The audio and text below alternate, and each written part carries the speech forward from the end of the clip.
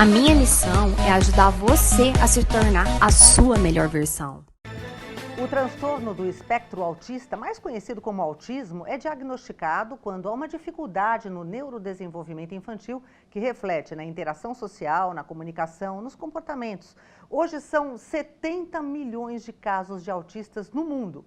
Estima-se que no Brasil esse número gire em torno de 2 milhões de pessoas.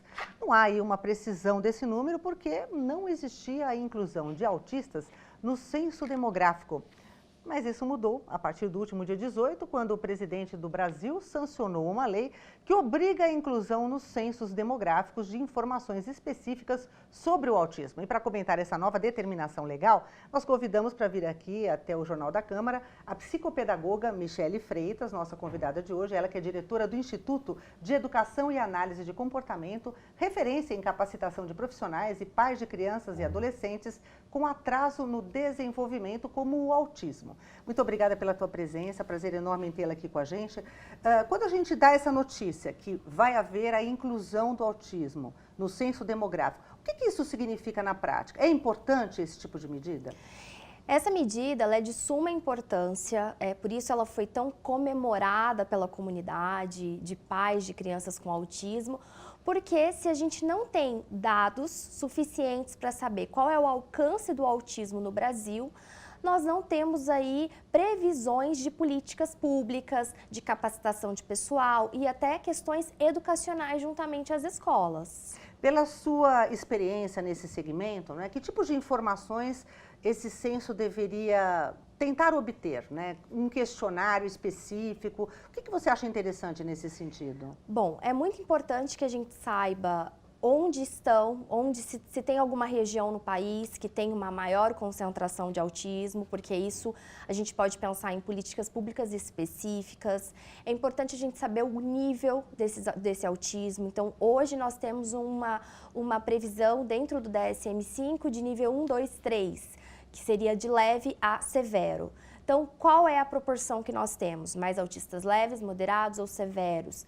Então, esses são dados muito importantes para que a gente possa pensar em política pública. É porque quando a gente fala em espectro autista, a gente tem vários níveis, né? Tem inclusive pessoas com autismo que têm uma facilidade de comunicação um pouco maior, tem outras que não se comunicam e assim por diante, né? Exatamente. Nós temos aí crianças que não falam, são totalmente não verbais, e a gente tem aí crianças que falam, mas têm sim os seus atrasos na linguagem. E o importante no autismo é dar um acompanhamento desde cedo, né? E as políticas públicas podem realmente ajudar nesse sentido, né? Sim, a intervenção precoce hoje, ela é o principal para a gente ter uma melhora na qualidade de vida, para tornar essas crianças mais independentes e mais autônomas. Porque na maioria das vezes a gente percebe, através de, enfim, várias reportagens que nós já apresentamos sobre esse tema, é que os pais, por mais que você tenha uma divulgação do problema, ficam perdidos nessa hora, não sabem quem procurar, o que fazer, como lidar com o caso, em que escola colocar.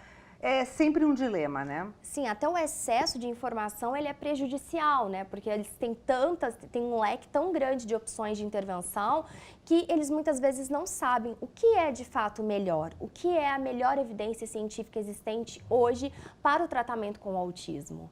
Na tua opinião, ainda falta muita informação? Com certeza, falta ainda um posicionamento, um filtro das melhores informações e de fato o que fazer. Às vezes a gente que trabalha com isso acha que, nossa, mas está tão batido, todo mundo deve saber, mas não. Quando a gente vai conversar com outras pessoas que não são da área ou pais que estão acabando de ter um diagnóstico, realmente eles estão totalmente sem norte. É porque a gente tem que pensar também que nos grandes centros, evidentemente, a gente tem uma informação um pouco maior.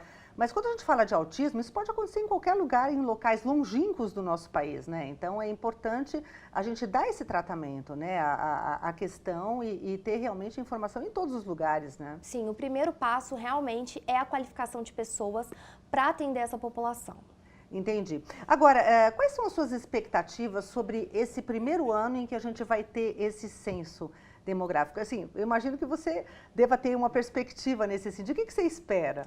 Então, a gente tem até um pouco de receio de pensar como essa pesquisa vai ser feita. Como que esse recenseador vai aí coletar esses dados? Ele vai perguntar para as famílias se tem algum membro com autismo em casa. Muitas famílias, às vezes, não têm diagnóstico fechado. Então, assim, é uma expectativa de realmente ver como isso vai acontecer na prática. Eu acho que é o... Porque tem que ter a pergunta específica, né? Não Exatamente. tem outro jeito, né? Como que vai ser isso na prática? Porque como é um transtorno que você olha para essa criança e ela é totalmente normal, fisicamente normal, como vai ser essa abordagem? E também tem a questão de que as famílias que são entrevistadas, muitas delas ainda não lidam bem com a situação e podem ter algum tipo de receio de falar, porque acha que existe preconceito e assim por diante, né? Exatamente. Por mais que a gente fale tanto ainda no autismo, nós ainda temos um número grande de famílias que prefere, o argumento deles é: eu prefiro preservar o meu filho, eu não quero que as pessoas olhem para ele com um olhar diferente. Então elas preferem não falar, às vezes até não fazer uso dos seus próprios direitos. Mas eu acredito que essa questão do censo demográfico, de incluir o autismo, é uma espécie também de inclusão, não é, Michele? Com toda certeza, é uma inclusão porque é o momento que se para olhar para essa população, dizer, olha, ela existe, ela demanda cuidados, ela existe numa proporção grande. Então, hoje nos Estados Unidos, dados do CDC trazem que 1 a cada 59 crianças tem autismo. Então, é um número maior que a síndrome de Down, que outros transtornos. Então, realmente, nós temos um número grande e é o momento da gente parar e pensar, temos essa população, o que vamos fazer para que essa população se desenvolva da melhor maneira possível? Se a gente pudesse imaginar políticas públicas num futuro, o que você imagina hoje, a curto prazo, vamos colocar assim, para os autistas? A curto prazo, eu acho que o trabalho que a gente mais precisa buscar é a conscientização lá nos consultórios dos pediatras, porque é lá que muitas vezes esse diagnóstico ou suspeita de diagnóstico ela é feita.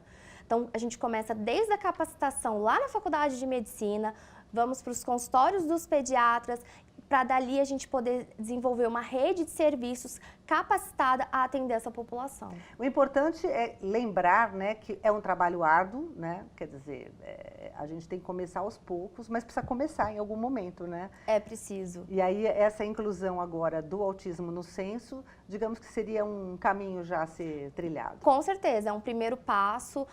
Os pais lutam tanto pela questão da inclusão escolar e como os dados do censo são compartilhados com o MEC, com certeza todos esses dados vão ser de suma importância para a gente pensar em inclusão escolar. Maravilha. Michele Freitas, muitíssimo obrigada pela sua presença aqui no estúdio, por ter nos dado essas explicações e informações. Ela que é psicopedagoga e atua diretamente nesse segmento, e até uma próxima oportunidade. Obrigada.